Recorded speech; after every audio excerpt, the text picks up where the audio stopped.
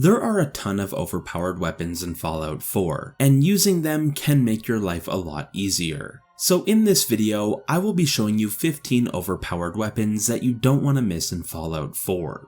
Starting off with a really amazing new weapon, which will be the Tesla Cannon. Now this is a great weapon that will melt through pretty much everything that stands in your way, and due to how easy it is to get this weapon, you should really just take the 10 to 15 minutes and pick this weapon up as early as possible. To get this weapon, you will need to start and complete the Best of 3 quest. This will be one of the newer quests that came to the game with the next gen update. And like I said, it's a very short quest, and at the end of it, you will face off against a boss that will be using the Tesla Cannon. And if you defeat him, you can loot the Tesla Cannon off of his body.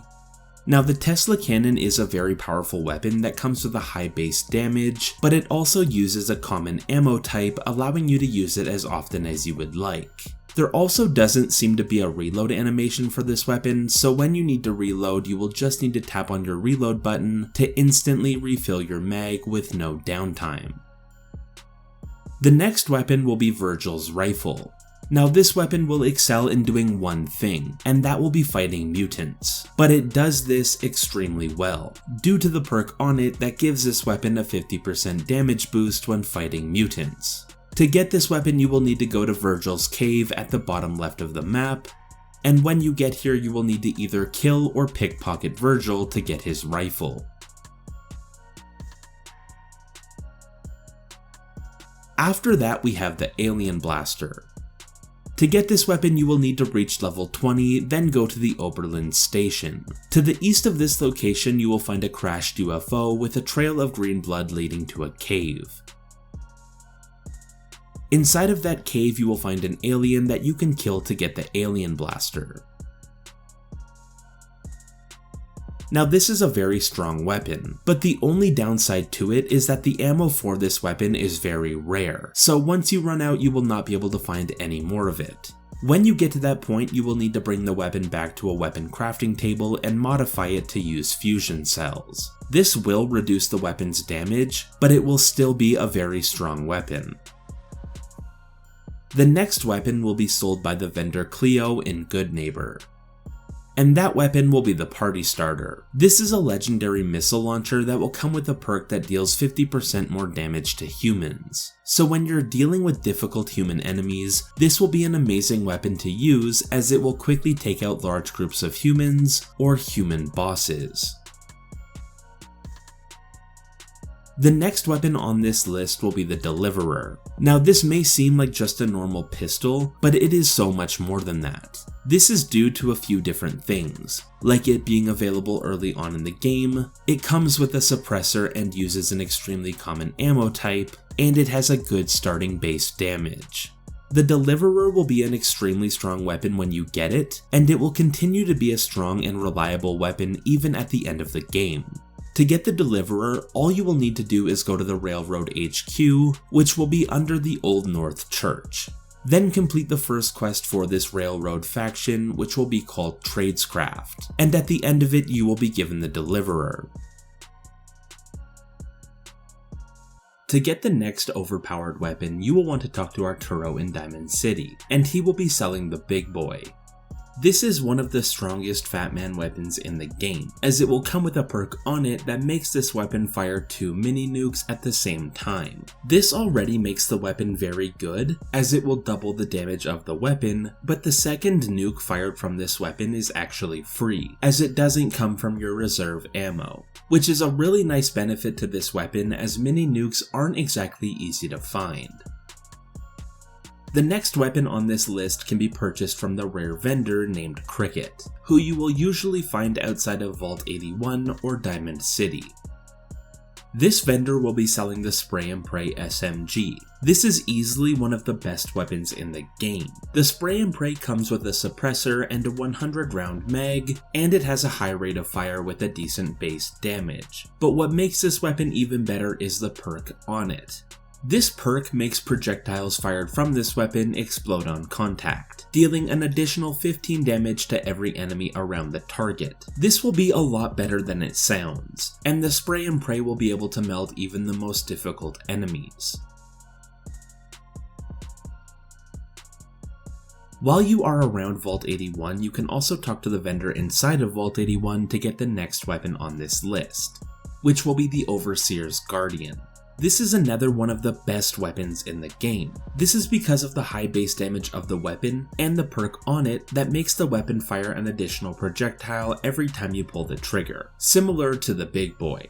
This is always a great perk to have on a weapon that has a high base damage, as it will make it so that every shot basically deals double damage for free. Now the recoil on this weapon is pretty bad, and with the scope on it, it's really hard to control, so I highly suggest removing the scope to make the Overseer's Guardian a lot easier to use. The next weapon on this list will require you to progress through the Minuteman questline, until you secure the castle settlement. Once you do this, wait 3 days in-game, then return back to the castle. And then you can talk to Ronnie Shaw, who will give you the new side quest called Old Guns. And after you complete this short quest, Ronnie will turn into a vendor and will be selling the last minute. This is a very powerful Gauss rifle weapon, and the perk on this weapon will make the weapon do 50% more damage to limbs.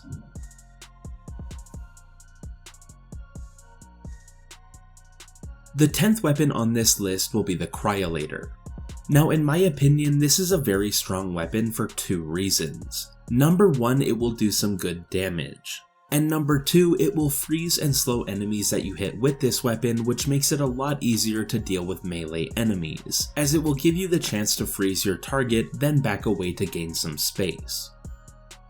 Now to get this weapon, you will just need to reach level 18 and unlock the lockpicking skill to be able to lockpick master locks. Then head back to Vault 111, and in the Overseer's office you will find a display case with the Cryolator inside of it. To get the next 2 weapons on this list, you will need to head over to Far Harbor. When you get here, make your way to the Nucleus and talk to Grand Zealot Richter to start the Heretic side quest. And at the end of this side quest, you will be given the Adam's Judgment.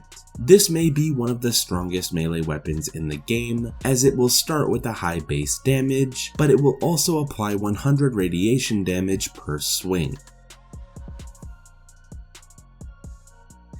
And while you're in the Nucleus, you will also want to swing by the vendor brother Kane and grab the Kiloton Radium Rifle.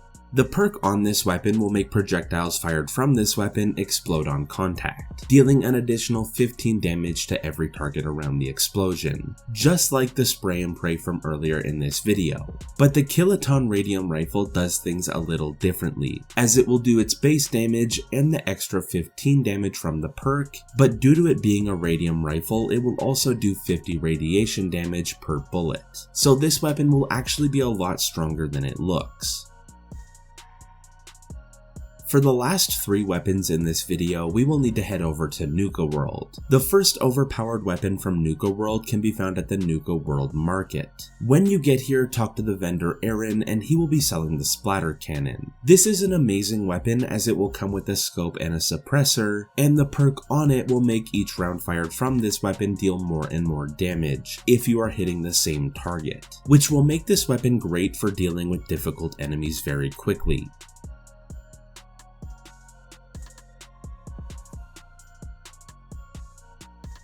To get the next Nuka World weapon, you will need to complete the main storyline of the Nuka World DLC, then clear out all 6 of the challengers in the Kolakar arena. The 6th challenger that appears in this arena will be called the Rogue Knight, and this boss will drop the Eternus, which in my opinion is a very overpowered weapon, especially if you are unlocking skills that benefit heavy weapons. Now the Eternus has a perk on it that makes you never need to reload this weapon. Instead, this perk will pull all of your available ammo into the weapon's mag, then you can use that until you run out. This is how the perk works for normal weapons. But the Eternus uses fusion cores as ammo, which means the first core that you put into this weapon will never run out, allowing you to fire this weapon forever. And there are some upgrades that you can make to this weapon that will really boost the damage on it. And the final overpowered weapon in this video will be the Thirst Zapper. Now this may surprise most people out there, as the Thirst Zapper comes off as just a novelty weapon that doesn't even have a starting base damage. But you can actually take this weapon back to a weapon crafting bench and modify it to use different ammo types that can bring this weapon's damage up to 400. That's better than most weapons. And it can easily take out difficult enemies or large groups of normal enemies very quickly.